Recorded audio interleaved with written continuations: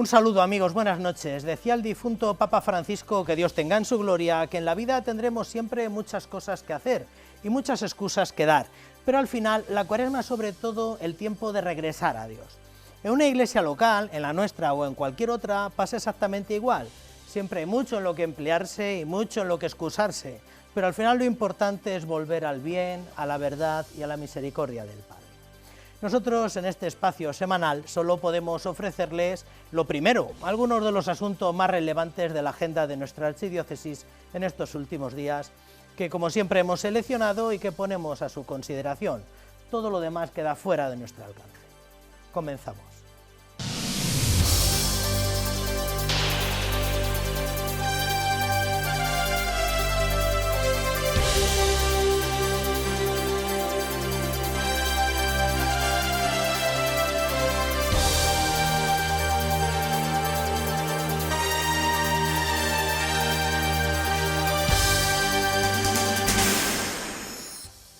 El señor arzobispo presidió en la catedral la misa conmemorativa del 200 aniversario de la fundación de las Hermanas Carmelitas de la Caridad, recordando con gratitud, junto al resto de la comunidad educativa, profesores, padres y alumnos, el legado de la fundadora y su entrega al servicio de los demás.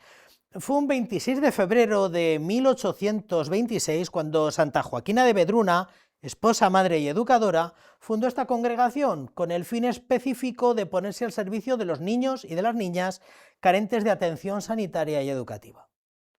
Hemos venido a celebrar los 200 años Vedruna de la fundación del colegio, porque Santa Joaquina hace 200 años que lo fundó.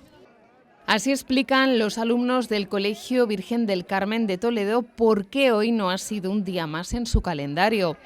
Recordando ese 26 de febrero de 1826, hoy han peregrinado hasta la catedral, acompañados por maestros, familiares y antiguos alumnos de este centro que está celebrando sus 200 años de historia desde el pasado mes de mayo. El Colegio de Toledo es parte de la semilla que puso nuestra fundadora, ¿no? Hace 200 años. Entonces hoy pues es un día grande en que la comunidad de Toledo lo celebra pues con un acto de peregrinación, ¿no? De esfuerzo, pues recordando las raíces, celebrando el presente y abrazando el futuro que nos espera. A las 10:30 de la mañana el señor arzobispo de Toledo presidía la Santa Misa en el trascoro de la catedral, en una celebración en acción de gracias, donde ha vuelto a recordar el valor de seguir siendo fiel a su ideario. Tiene una santa de primerísima, Joaquina Vedruna, que ha tenido una realidad de tantos años aquí en Toledo y tanto tiempo haciendo una labor fantástica con generaciones y generaciones de personas que han pasado, como dice la oración colecta que hemos leído de Santa Joaquina Vedruna, educando a la juventud, educando cristianamente a los chicos y chicas que viven esta experiencia. El pasado 22 de mayo comenzaron los actos con motivo del bicentenario de este colegio, que celebra el presente y abraza el futuro sin olvidar su pasado.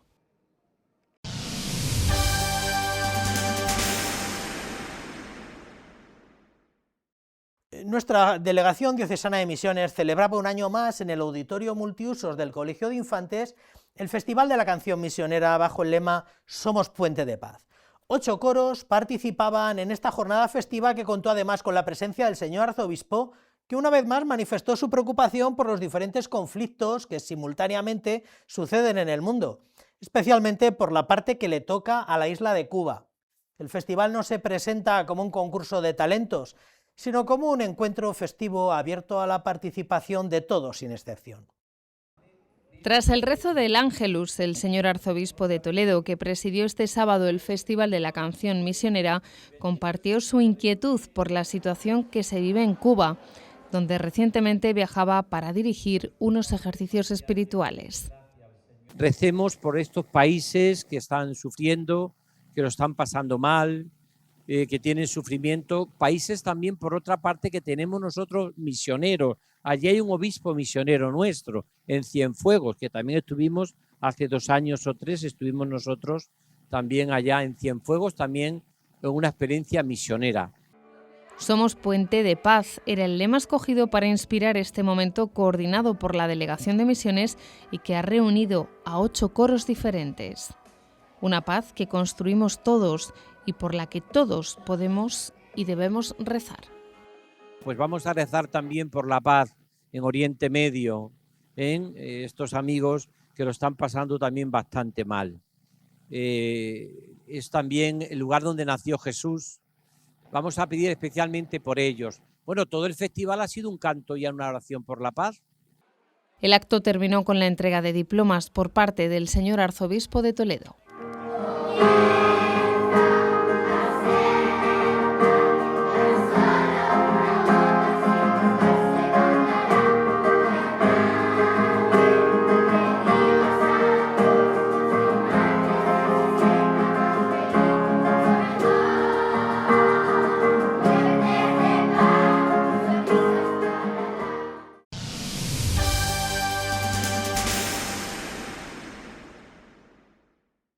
La imagen de la patrona de Talavera ha sido trasladada de su lugar habitual en el altar mayor de la basílica a un altar provisional instalado junto a las rejas que permita mantener el culto en este templo mariano.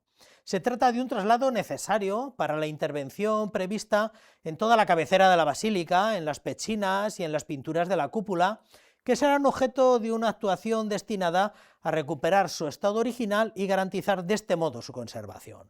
Una intervención de cerca de algo más de 300.000 euros que permitirá conservar un edificio ligado a la identidad mariana de la ciudad. Es el momento en el que la Virgen del Prado bajaba de su camarín. La última vez se producía hace 9 meses, cuando la Virgen celebró el 68 aniversario de su coronación canónica. Nos estamos mal acostumbrando, pero que la Virgen del Prado baje, yo es un acto que tengo la memoria de cuando era niño, que era un acontecimiento para todo Talavera que la Virgen del Prado baje. Es verdad que en este momento es por otro motivo, al del año jubilar en mayo, hace tan poquito, así que una alegría, que teníamos nuestra preocupación por toda la obra que se va a acometer, por la bajada de la Virgen, pero de momento ha sido una bendición ver a la Virgen tan cerca de los talaveranos. Ahora este traslado se debe a los trabajos de reforma que se van a acometer en el altar mayor y en las pechinas de la cúpula.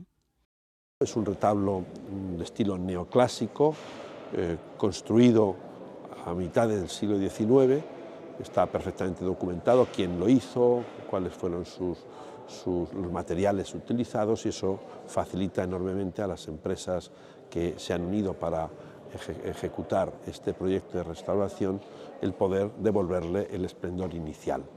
Y los medallones del tetramorfos, de los 4 evangelistas que están representados en esas pechinas, esas sí que corresponden, lo más probable, al siglo XVII, que es cuando se edificó la cúpula por Fray Lorenzo de San Nicolás, y que ahora creo que pueden adquirir un color y una vistosidad que actualmente no tiene.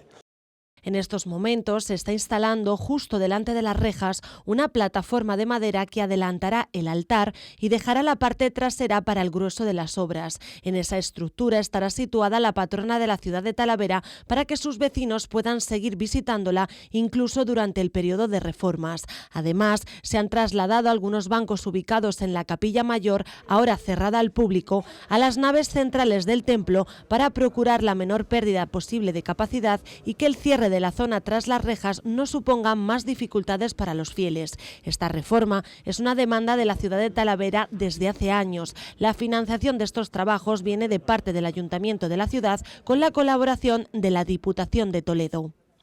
Sabíamos que era necesario empezar a hacer una obra de arreglo, de limpieza del retablo de esta zona noble de la patrona de Talavera de la Reina. Y pedimos y solicitamos ayuda a la Diputación, porque aquí tenemos el corazón todos los talaveranos. Y la Diputación nos ayudó, nos ha correspondido con 250.000 euros más lo que va a poner el Ayuntamiento de Talavera de la Reina para que esta obra sea una realidad. La Virgen del Prado, patrona de Talavera y toda su comarca, necesita un trono que esté limpio, saludable y del que todos podamos disfrutar. La Basílica de Nuestra Señora del Prado es el centro neurálgico de Talavera y de su comarca, pero no solo a nivel religioso, también a nivel histórico, cultural y arquitectónico.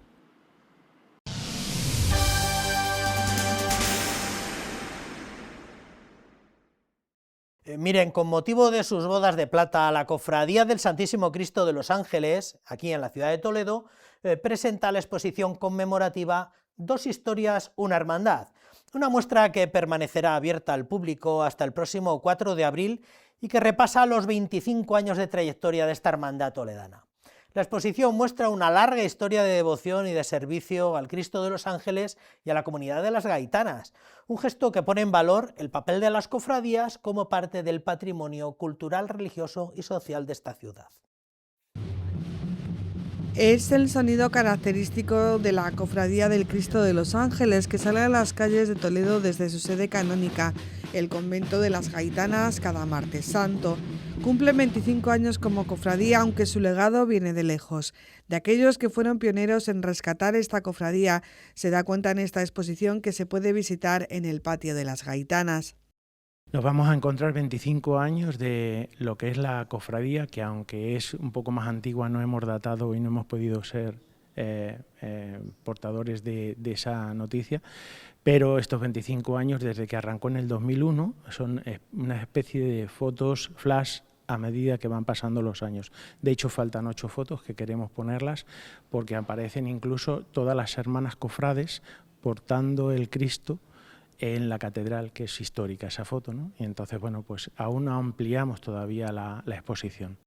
Una muestra sencilla, pero donde no falta cada uno de los rasgos de identidad de esta cofradía: el tambor, el hábito con sus característicos colores rojo y blanco, la corona de espinas, y también da la oportunidad de poder observar de cerca los 6 ángeles que custodian al crucificado, que han sido restaurados y su coste sufragado por la comunidad de religiosas.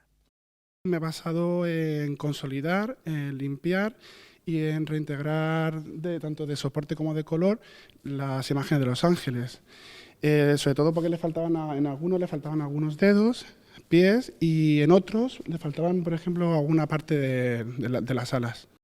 Estos ángeles son muy característicos del paso del crucificado, portan los atributos de la pasión de Cristo, el cáliz, la escalera, los clavos, pero no siempre fue así. De hecho, en estas fotografías se muestra cómo salió a las calles la talla del crucificado portada por estos primeros cofrades.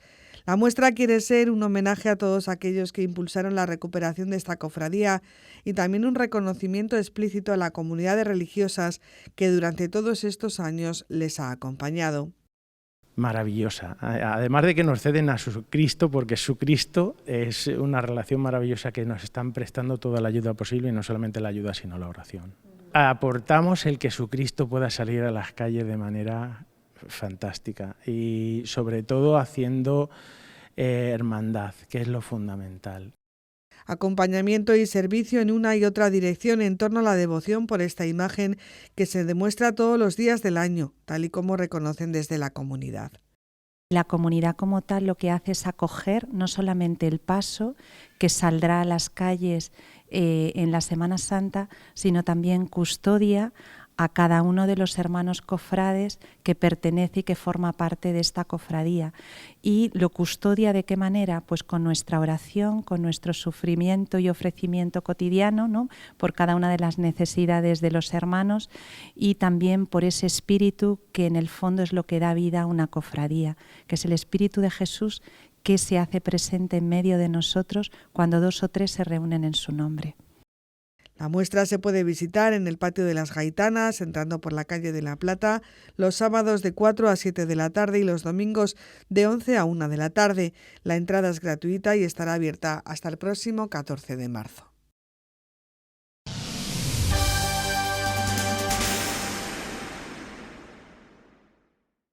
Ya recuerdan que el año pasado, con motivo de la limosna penitencial, tuvimos conocimiento de que el señor arzobispo había decidido que la limosna penitencial de toda la diócesis había que vehiculársela al Hogar 2000.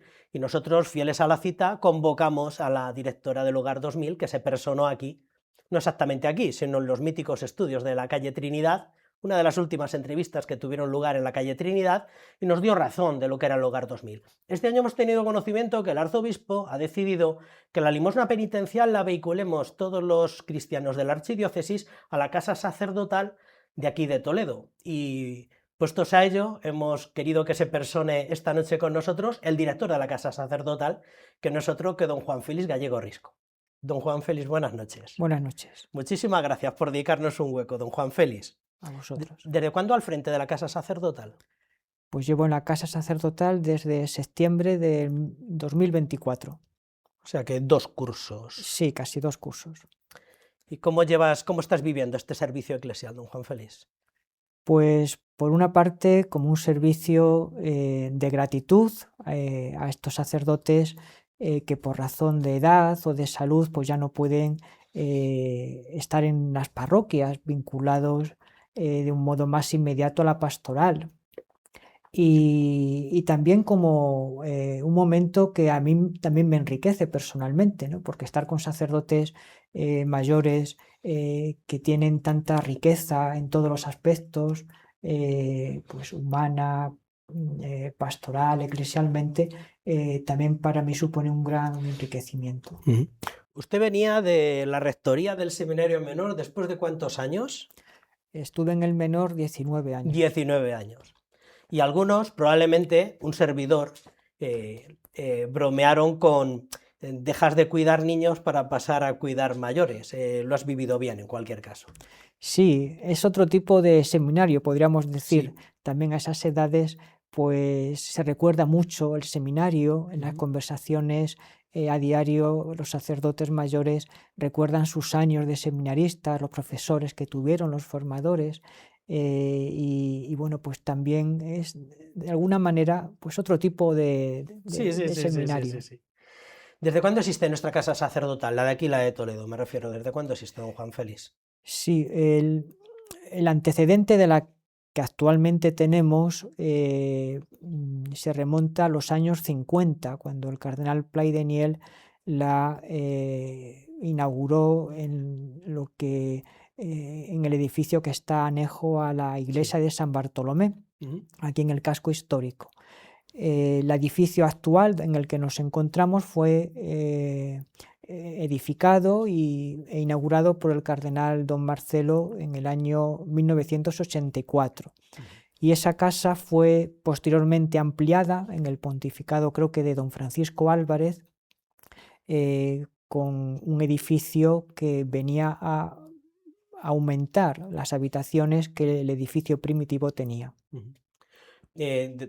Don Marcelo, cuando uno va a Astorga, probablemente una de las cosas que se recuerdan de él, de las muchas que se recuerdan, es que fue también el que creó la casa sacerdotal allí en Astorga, en el centro del casco histórico, donde alojan sacerdotes, por otra parte, cuando se va de visita, ¿no? ¿Todas las diócesis tienen casas sacerdotales? ¿Qué sentido tiene tener residencia sacerdotal, don Juan Félix? No tengo un conocimiento exhaustivo de si todas las diócesis tienen casa sacerdotal. Creo que, por ejemplo, en Getafe acaba de ser inaugurada. Claro. Pero sí que la tendencia es que todas las diócesis tengan una casa donde poder acoger, cuidar, acompañar a los sacerdotes mayores o enfermos que han dedicado toda su vida al servicio de las parroquias y de la diócesis. Es como un acto de agradecimiento hacia ellos. Y ahora con la esperanza de vida cada vez más alta, pues se va convirtiendo en una necesidad cada vez más prioritaria, ¿no? Cada vez vivimos más y cada vez nuestra ancianidad pues, es más larga. ¿Cuántos internos tiene actualmente la Casa Sacerdotal de Toledo? Pues tienes 37 en total, de un conjunto de 40 habitaciones. Dentro de esos 37 internos pues están 3 obispos eméritos y también 4 seglares. El resto pues somos sacerdotes. Cuando hablamos de residencia, los que nos están escuchando valoran, pero ¿serán válidos, asistidos? ¿Hay posibilidad para los dos? ¿Cómo es la casa sacerdotal? Pues la mayoría de los sacerdotes que actualmente están en la casa sacerdotal son válidos. Hay algunos que no, hay algunos que necesitan una silla de rueda para moverse, incluso alguno en concreto de grúa para poder pues movilizarlo y levantarlo, acostarlo. Son los menos, ciertamente la casa no está habilitada para pues situaciones como muy delicadas, muy complejas, porque bueno, pues es una casa que está pensada para cuidar a los sacerdotes válidos, pero no hasta el punto, hasta cierto punto, ¿no?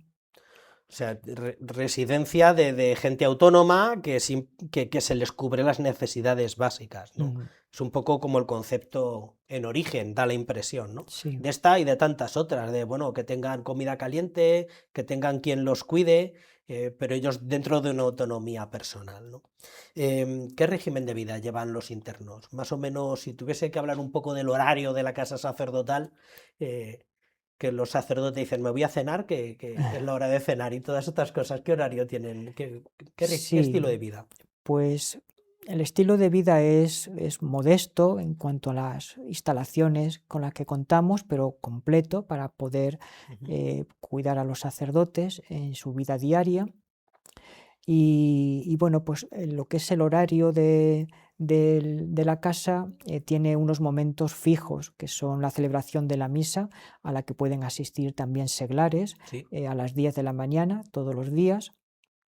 Las comidas, las horas de la comida y la cena son siempre las mismas, a las 2 la comida, a las 9 de la tarde la cena.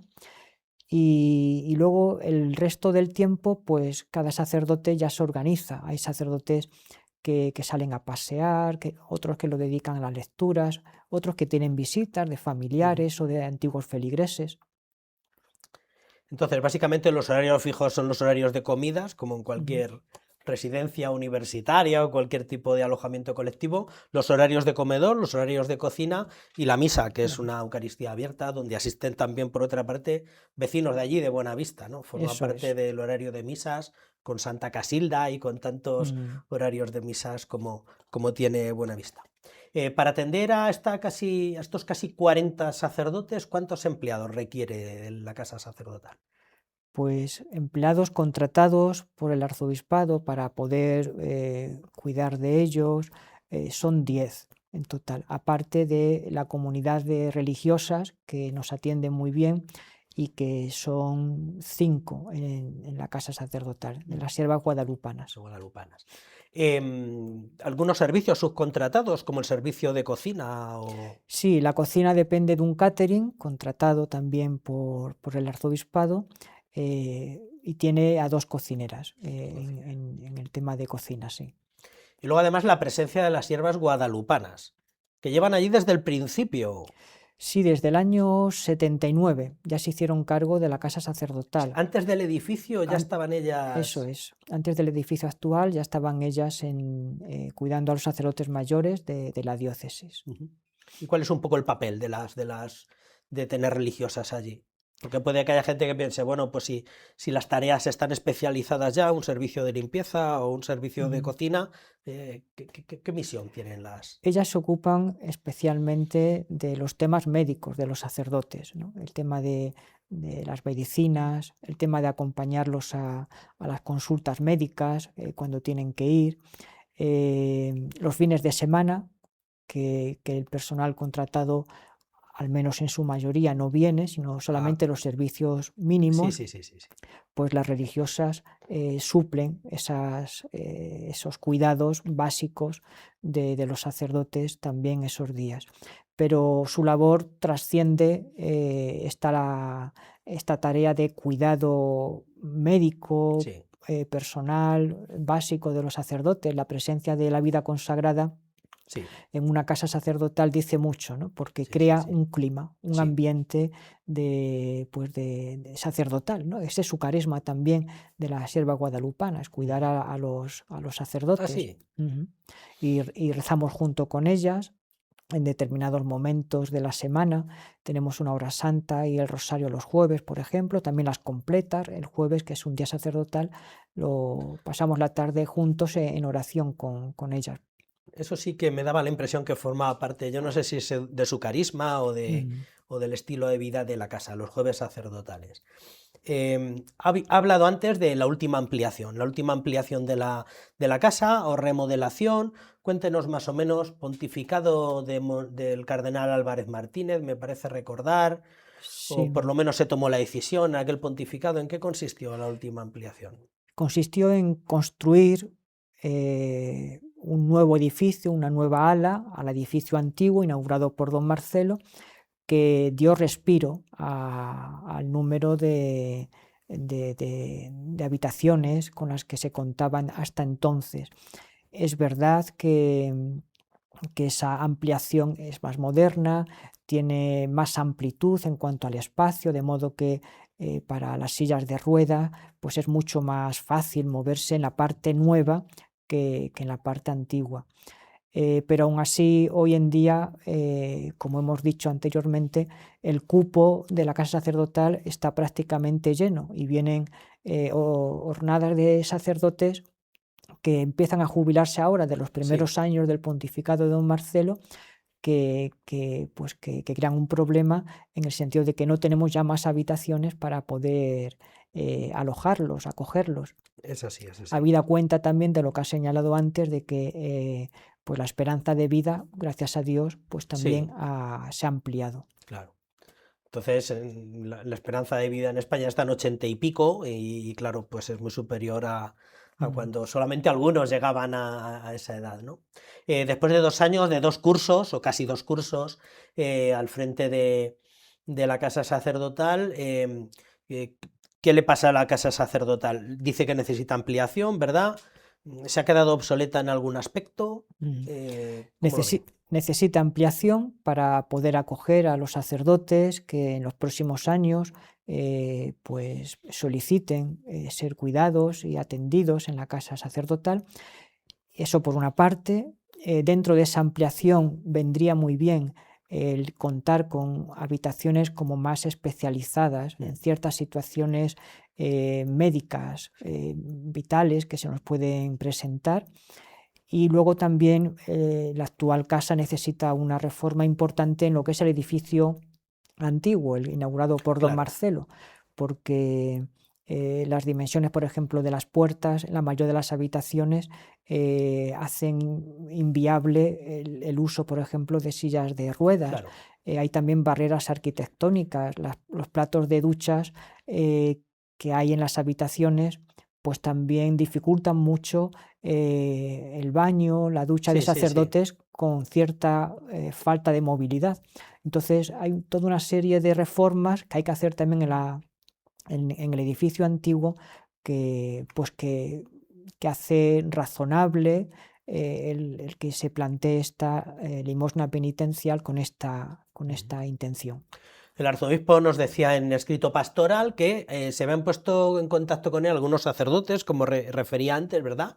Para hacerle ver un poco de lo necesario que va a ser cuando se jubile esta jornada larga de sacerdotes. Y eso es un poco lo que cree que ha motivado que este año la limosna penitencial sea para la casa sacerdotal de Toledo, ¿verdad? Sí, además teniendo en cuenta que la edificación, la ampliación de una casa conlleva un tiempo de medio plazo, porque hay que hacer un proyecto, aprobar el proyecto y empezar las obras, que también llevan su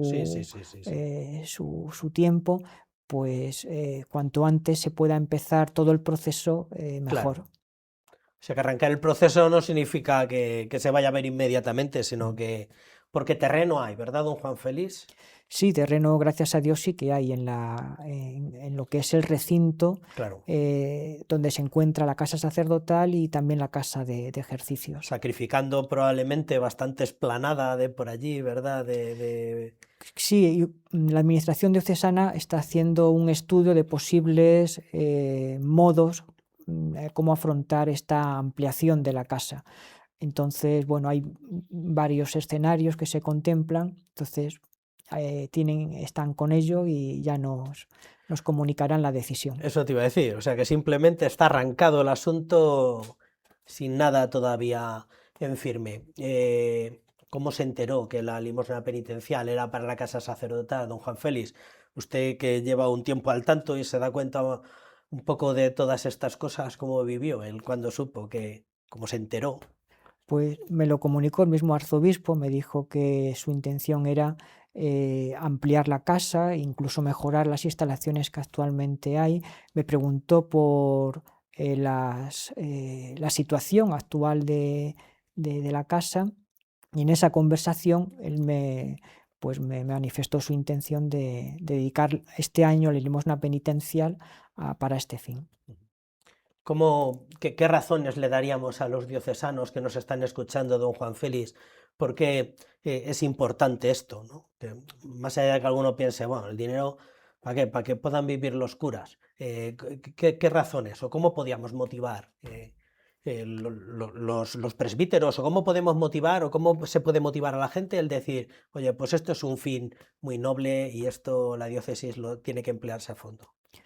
Pues yo diría que los sacerdotes que actualmente están en la casa sacerdotal y los que están por venir han estado al frente de parroquias durante muchos años, parroquias de nuestra diócesis, que han formado parte de la vida de esas parroquias, los momentos difíciles, como pueden ser entierros, accidentes, pero también en los momentos felices, bodas, bautizos, comuniones. Nos han dado a Dios a través de los sacramentos, nos han explicado la palabra de Dios, la catequesis, en la dimensión también de la caridad, han atendido las necesidades de las parroquias. ¿Cuántos de ellos, hablando, pues me cuentan los proyectos que han llevado a cabo en esas parroquias en las que han estado? Entonces es como un deber de agradecimiento de todos los fieles, y yo creo que todos lo sentimos así cuando hemos conocido párrocos que nos han llevado a Dios, que nos han hecho tanto bien. Pues es un deber como de gratitud ahora ayudarles a ellos, que ya se encuentran en una situación por edad, por enfermedad, que necesitan un especial cuidado. ¿Se puede visitar en la casa sacerdotal, don Juan Félix? Sí, se puede visitar, además lo agradecen mucho, ¿no? Porque les traen muchos recuerdos, se sienten queridos, se sienten valorados, entonces, de hecho, pues habitualmente vienen familiares y también feligreses a verlos, a pasar tiempo con ellos, incluso a los que están un poco mejor los sacan a comer ese día. Eso es algo, son detalles humanos que bueno, en los que se manifiesta esa gratitud y ese deber, esa deuda que pues todos hemos contraído con aquellos que han sido, podríamos decir, nuestros padres en la fe. Y por una visita un poco más que tengan que quedar con usted, sería mejor llamar previamente, ¿verdad? Para alguien que quiera quedar con usted, porque quiera hacer un donativo, porque quiera saber un poco, para que usted le presente la institución, debería quedar con usted, ¿verdad? Sí, la casa está abierta para todo el que quiera venir. Para todo el que quiera ir allí, ver cómo viven los sacerdotes, o para cualquier tipo de ayuda o cualquier colaboración, todos bienvenidos, ¿no? Sí, y de hecho hace año y medio que empezamos unas actividades con los sacerdotes que les están haciendo mucho bien. Muchos de ellos pues ya tienen dificultades para moverse, entonces pues está viniendo un terapeuta ocupacional que hace ejercicio físico con ellos una vez por semana y les viene muy bien para desengrasar, ¿no? Para un poco mantenerse dentro de lo que cabe más o menos ágiles. También vienen 2 psicólogas los lunes que hacen con ellos ejercicios que tienen como fin el refuerzo cognitivo, ¿no? Pues para hacer que no se oxiden demasiado las neuronas, que vayan, que recuerden, que hablen entre ellos. Les hacen ejercicios, sopa de letras, crucigramas, completar refranes, que lean libros, los comenten, o que pongan en común los comentarios a los evangelios de los domingos, ven películas con ellos y luego las comentan, hacen videoforum. Todo eso mantiene pues a los sacerdotes un poco más ágiles, ¿no? Mental y también físicamente. Y luego también la Asociación Betania, que tiene como fin ayudar a los sacerdotes, pues también están volcados muy especialmente con la casa sacerdotal. Qué bien. Y bueno, pues son muchos los detalles que han tenido en este tiempo con nosotros y que valoramos y agradecemos infinitamente.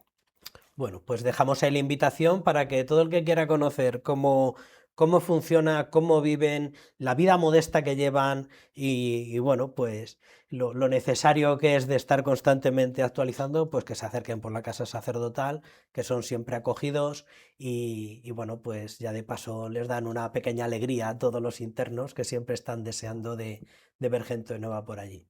Usted, don Juan Félix, sigue viviendo allí en la casa sacerdotal, ahora que está implicado también en la parroquia San Juan de la Cruz, además de tantas pequeñas o grandes tareas en las que le embarcan. ¿Sigue viviendo en la casa sacerdotal? Sí, sigo viviendo en la casa sacerdotal, aunque ahora compartiendo el tiempo con la parroquia, en la parroquia de San Juan de la Cruz. Sí. O sea que básicamente, bueno, pues está allí un poco ya menos, ¿no? Menos, más... Sí, la verdad es que la parroquia me lleva mucho tiempo, mucho tiempo.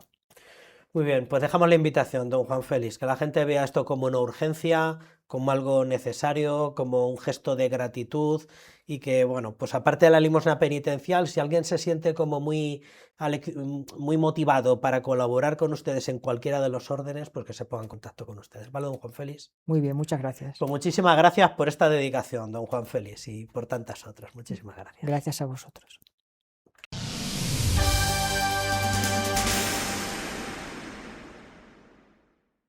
Estos días la Iglesia celebra, por iniciativa de la Santa Sede, las 24 horas para el Señor. La Conferencia Episcopal invitaba a que la jornada de este año fuera ocasión para unirnos en oración por la paz. De esta manera, las iglesias de España nos sumaríamos a la petición del Papa León, que en su intención de oración para este mes de marzo nos pide rezar por el desarme y la paz. Nuestros prelados, don César y don Francisco César, estos días nos pedían unir nuestras plegarias a las del Santo Padre con una intención común: pedir por la paz en el mundo, en Oriente Medio y en Tierra Santa. Esta es la 13ª edición de la iniciativa 24 horas para el Señor, que se celebra anualmente en todas las diócesis en vísperas del cuarto domingo de Cuaresma. Es una oportunidad para hacer una pausa en la adoración y también para confesar. El lema elegido por León XIV proviene de un versículo del Evangelio de San Juan: «He venido a salvar al mundo». Nuestros obispos también se han querido unir a esta petición del Santo Padre, haciéndola extensiva a todas nuestras prácticas cuaresmales. Queremos a toda la archidiócesis de Toledo, uniéndonos a lo que el Papa León XIV está repitiendo y que estuvimos hace una semana con él en una audiencia, queremos pedir por la paz. Os invito a todas las parroquias, en todas las redes que tenéis, Vía Crucis, encuentros, celebraciones con los jóvenes, con los niños, a que se haga un clamor para pedir por la paz, sabiendo lo que dicen los papas: con la paz no se pierde nada, con la guerra se pierde todo. Sabemos que si queremos la paz tenemos que defender la vida. En su mensaje han destacado que tenemos un compromiso como cristianos que somos, ya que seguimos al Príncipe de la Paz. Pidamos por la paz, por todo lo que conocemos como Tierra Santa, donde nació, vivió, murió y resucitó el Señor. Y por tanto, como dice el Salmo, de alguna forma todos hemos nacido allí, porque la Iglesia Madre de Jerusalén y esas iglesias de en torno a Jerusalén fueron las primeras, donde hubo las primeras comunidades cristianas. Los días 13 y 14 de marzo la Iglesia celebrará, por iniciativa de la Santa Sede, las 24 horas para el Señor. La Conferencia Episcopal Española se une también e invita a que la jornada de este año sea una ocasión para rezar por el desarme y por la paz.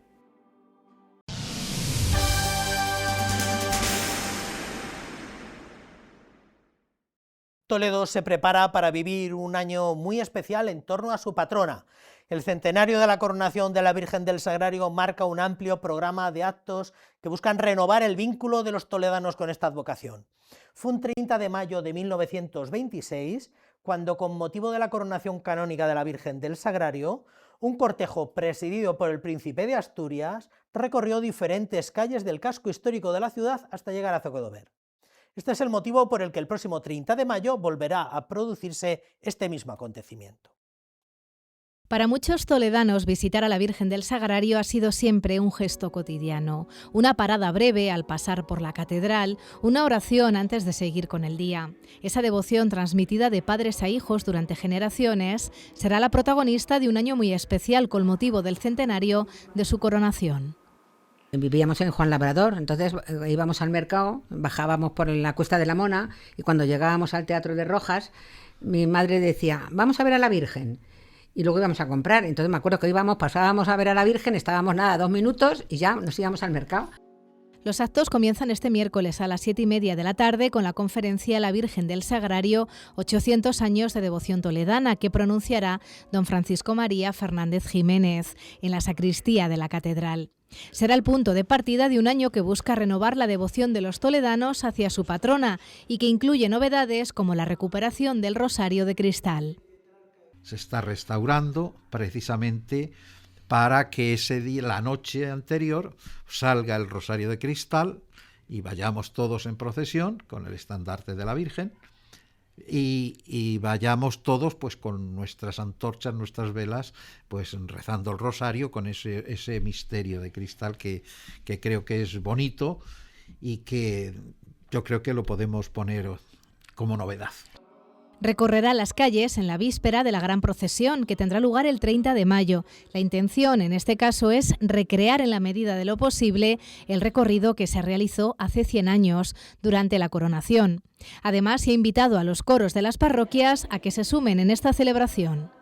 Hemos hecho una invitación a todos los coros de las parroquias, de todas las parroquias de la diócesis, para que el que quiera pueda venga para cantar. Van a cantarse en Zocodover todos los coros, que vengan todos las 3 canciones.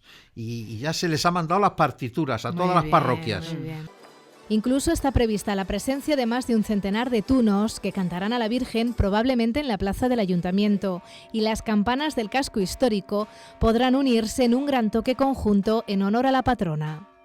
Están preparando también pues eso, el manto de la Virgen, se está restaurando. Una medalla, vamos a hacer una medalla. Vamos a editar un libro también con el centenario, la coronación. Y luego con el centenario, con fotos antiguas, y cuando pase mayo, pues yo calculo que para agosto ya estará el libro con las 2 procesiones. Un año de celebración que es una invitación a todos, a los toledanos y a la diócesis, para que hagan suya una devoción que es la de todos, también a quienes quieran sumarse de una forma más especial, formando parte de la esclavitud de la Virgen del Sagrario.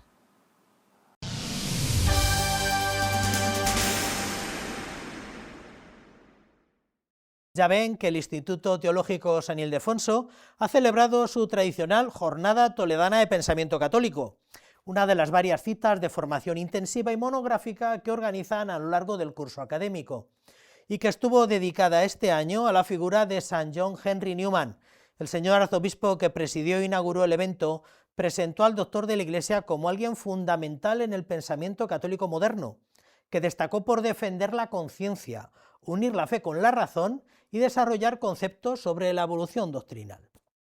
Son imágenes de la inauguración esta mañana de la 19ª Jornada Toledana de Pensamiento Católico, un encuentro que ha reunido a sacerdotes, seminaristas y miembros de la vida consagrada sobre la figura de San John Henry Newman. A lo largo del día veremos muchos aspectos de su vida, además de su obra, porque ambas, vida y obra, en el caso de Newman, van muy unidas, ¿no? A las 10 de la mañana era inaugurado este foro, que ha contado con la presencia del señor arzobispo de Toledo.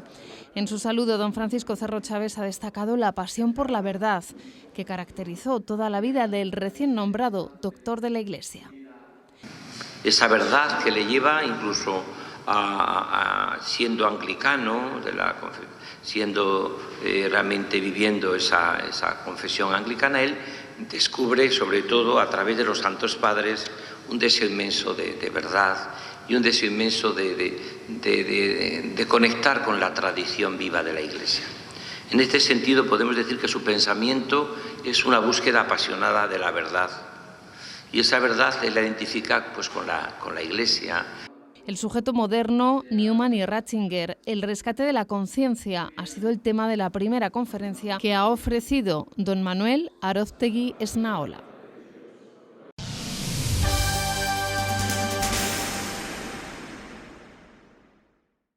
Ya recuerdan que estamos en el año jubilar franciscano convocado por el Papa León desde el pasado inicio de año hasta el próximo 10 de enero del año que viene, porque estamos conmemorando los 800 años del tránsito de la muerte de San Francisco de Asís, un tiempo de gracia que invita a la conversión y a ser testigos de paz, ofreciendo la indulgencia plenaria a quienes visiten iglesias, como el templo parroquial de San Francisco en Talavera de la Reina, que quiere promover la veneración de su titular con algunos actos y celebraciones jubilares. El Santo Padre ha recordado que la herencia de San Francisco de Asís pasa por la paz integral que abarca 3 dimensiones inseparables: la paz con Dios, la paz entre las personas y la paz con la creación. Son una de las tantas enseñanzas que dejó San Francisco. Durante todo el 2026, la Iglesia celebra su año jubilar. En la diócesis de Toledo, muy particularmente, la parroquia de Talavera, que lleva su nombre, se prepara para este gozo. Las imágenes estas, como esta que tenemos aquí, pequeñita, muy agradable, diríamos, de esto, pues estaban en la colegial, en un grupo de imágenes que hay allí que estaban muy mal, en malas condiciones, las hemos ido restaurando poco a poco como hemos podido. Y esta por la curiosidad un poco del traje, ¿no? Siempre San Francisco, como el que aparece en el retablo, siempre aparece con su traje franciscano, ese marrón oscuro y demás. Sin embargo, cuando fue a restaurarse, ese era su color. Y entonces, bueno, por ese, el color, la cara y demás, nos resultó agradable y es la que hemos tenido siempre así, como diríamos, un poco el tipo y el prototipo. Pequeñito, como San Francisco, son los órdenes, los frailes menores. Esta parroquia de Talavera quiere venerar a su titular con numerosos actos para ganar la indulgencia plenaria. Por ello, ha establecido los lunes de San Francisco. Todos los lunes, tanto la misa de las 8:30 de la mañana como la de las 8 de la tarde, celebrarlas siempre en honor a San Francisco y que la gente pueda, después de misa, venerar la reliquia de San Francisco. También va a haber todos los días, antes de misa y durante la misa, un sacerdote confesando. Y luego, a lo largo de todo el año, durante una vez al mes, ya después de Semana Santa, a partir de Pascua, una vez al mes vamos a traer siempre un lunes, después de misa, a un sacerdote o a una persona que nos hable de la vida de San Francisco o de peculiaridades de la espiritualidad de San Francisco. El Papa León XIV ha convocado este año jubilar especialmente dedicado a San Francisco de Asís, que se prolongará hasta el 10 de enero de 2027. Pero, ¿qué significa realmente para la Iglesia la celebración de un año jubilar? Siempre que pecamos se nos hacen como heridas, ¿no? Como heridas en el alma. Entonces, cuando confesamos, se nos cierra la cicatriz, se nos cierra la herida, pero queda la cicatriz. Entonces, lo que hace el año jubilar es quitarnos todas las cicatrices que hayamos tenido desde la anterior vez que hayamos recibido el año jubilar o la gracia jubilar. También lo podemos ofrecer por un difunto, entonces esa persona que esté en el purgatorio, todas las cicatrices que tenga desaparecerán y entonces automáticamente subirá al cielo. Por tanto, toda aquella persona que entre por esta puerta y venga a venerar a San Francisco, rece por el Papa, se confiese desde 8 días antes hasta 8 días después y comulgue igual 8 días antes, 8 días después, recibirá la gracia jubilar. En este sentido, la Santa Sede ha anunciado que del 22 de febrero al 22 de marzo de 2026 el cuerpo del santo será trasladado excepcionalmente de su cripta para facilitar la veneración de los fieles durante este centenario.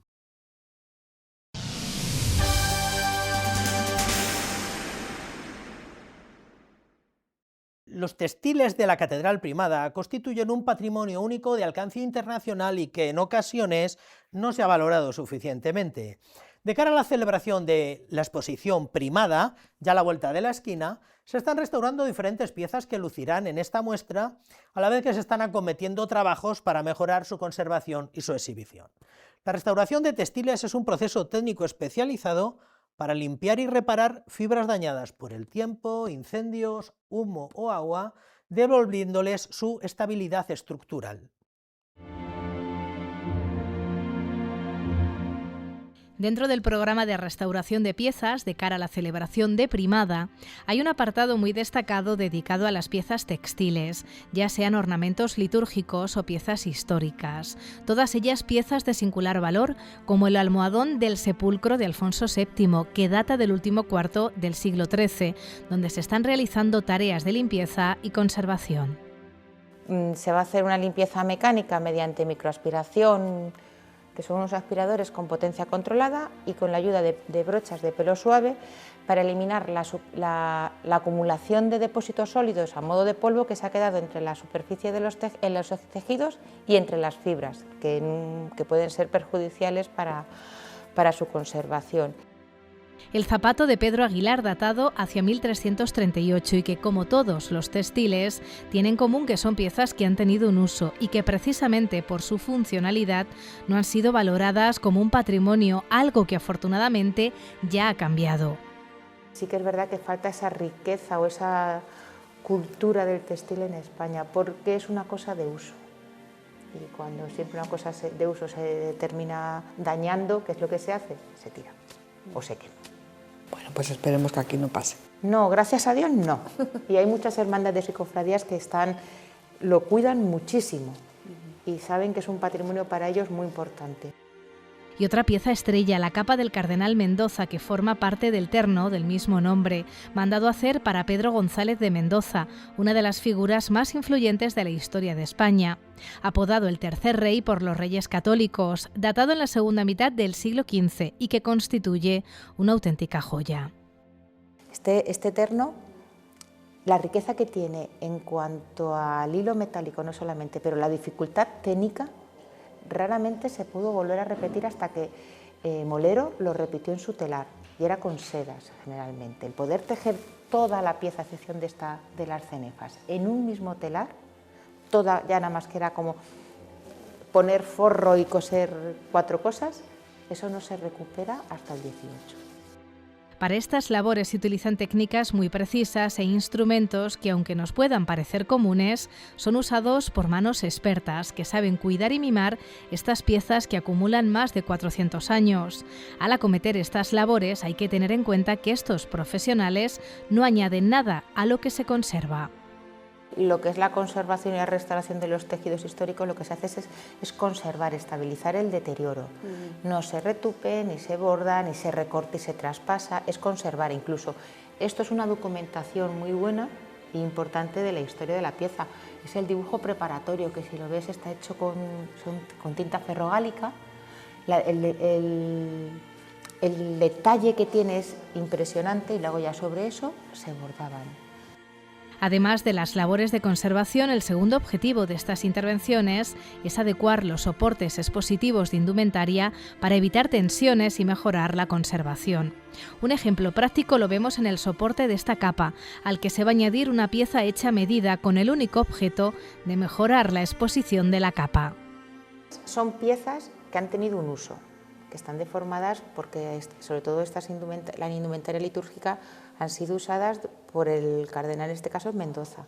Entonces ya tienen su deformación, tienen sus intervenciones posteriores, tienen zurcidos, en algunos casos se ve que se ha cosido incluso a máquina. ¿Qué ocurre? Que si eso no se conserva en una forma adecuada, lo ideal es que estuviesen en planos, en una superficie plana para que el tejido no tenga tensiones de ningún tipo. Ya, pero eso es inviable, sí. Es inviable en un museo, es inviable. Entonces tienen que hacer soportes. Y esos soportes en los que se estudia cuál es su mejor abertura, en este caso de las capas, la mejor abertura es para que el tejido esté lo menos tensionado y al mismo tiempo haga las menos deformaciones. Son apenas 3 piezas de las muchas que se mostrarán en Primada, como por ejemplo las otras 2 piezas que completan el terno de Mendoza, el tanto monta o el tapiz del astrolabio, y que conforman el patrimonio textil de la Catedral de Toledo, único en el mundo. Te dice el momento histórico del país, la riqueza de ese país, el poder que tenían. O sea, si tú ves, por ejemplo, la capa de Sancho IV, el cojín de Sancho IV, el terno de Mendoza, el de Carrillo, el de Fonseca, te dice la riqueza que tenía y el poder, bueno, en este caso a lo mejor la catedral, pero sobre todo el Castilla. Dice el arquitecto José María Pérez Peridis que restaurar no es volver a lo nuevo, sino recuperar el pasado. Y en ese oficio andan los restauradores, que desde hace meses están trabajando en las piezas que se van a exponer en la muestra primada, que abrirá sus puertas el próximo 25 de mayo.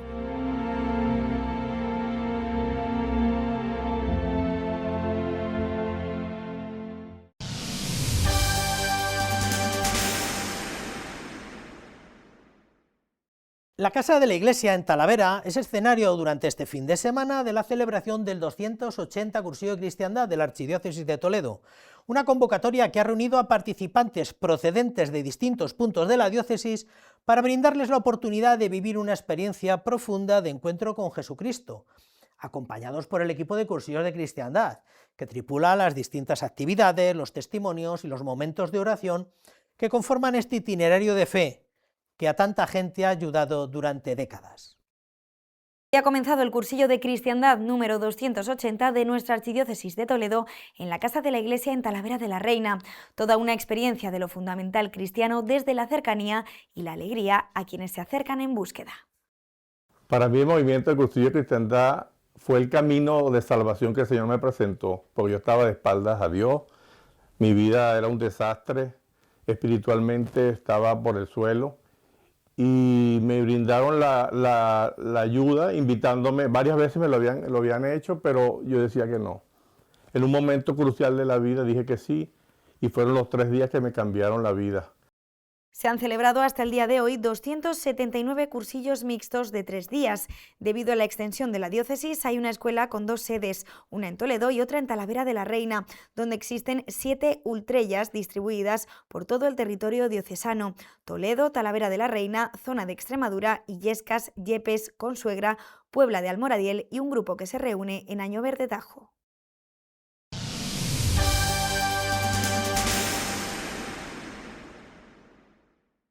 Y no queríamos cerrar este repaso semanal sin acercarnos a las actividades y las intenciones del Papa León.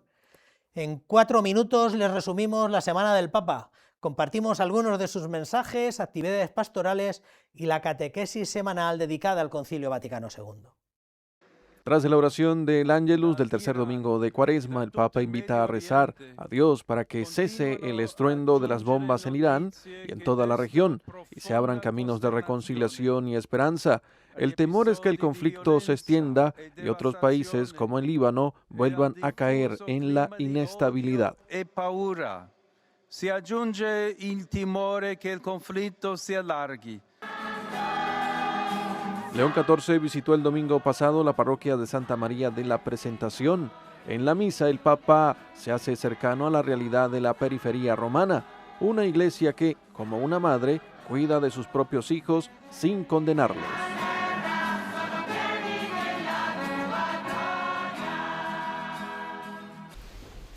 El miércoles 11 de marzo, el Papa León XIV recibió antes de la audiencia general al cardenal Dominic Joseph Matthews, arzobispo de Teherán y Fajad de los latinos en Irán. Al término de la audiencia general de ese día, el Papa también pidió oraciones por los países devastados por los conflictos, por quienes han perdido la vida y por quienes se encuentran en dificultades.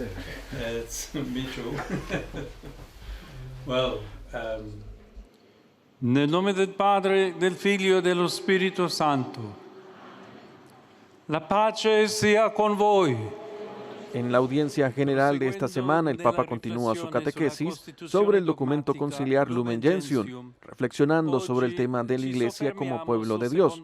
Subraya que la Iglesia es un solo pueblo, pero incluye a toda la humanidad en su diversidad y que cada cristiano está llamado a difundir el Evangelio por todas partes y a todos. Queridos hermanos y hermanas, reflexionamos hoy sobre el segundo capítulo de la Constitución dogmática Lumen Gentium, que está dedicado al pueblo de Dios. En su obra de salvación, Dios elige un pueblo concreto, establece con ellos una alianza, los acompaña, los cuida y los reúne cuando se dispersan. La identidad de este pueblo está dada por la acción de Dios y por su fe en Él. y su vocación es la de ser luz para las naciones, como un faro que atrae a toda la humanidad. El concilio afirma que dicha elección y preparación encuentra su plenitud en Cristo, quien congrega en torno a sí al nuevo pueblo de Dios por medio de la entrega de su cuerpo y de su sangre. Este nuevo pueblo, que es la Iglesia, está formado por hombres y mujeres provenientes de todos los lugares de la tierra, de diferentes lenguas y culturas. Su principio unificador es la fe en Jesucristo, y su presencia es profecía de la unidad y de la paz a la que Dios Padre llama a todos sus hijos. Saludo cordialmente a los peregrinos de lengua española.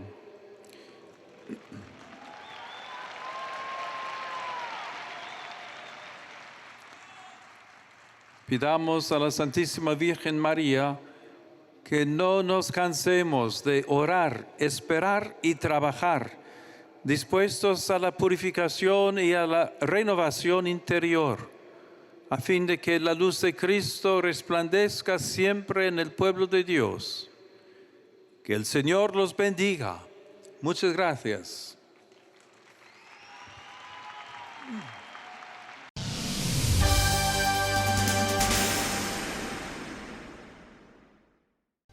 Muy bien, pues hasta aquí esta crónica de esta última semana. Les emplazamos una nueva entrega de Crónica de la Iglesia ya para la semana que viene. Les esperamos como siempre aquí en el mismo sitio y a la misma hora. Que tengan buena semana. Hasta entonces, que sean felices.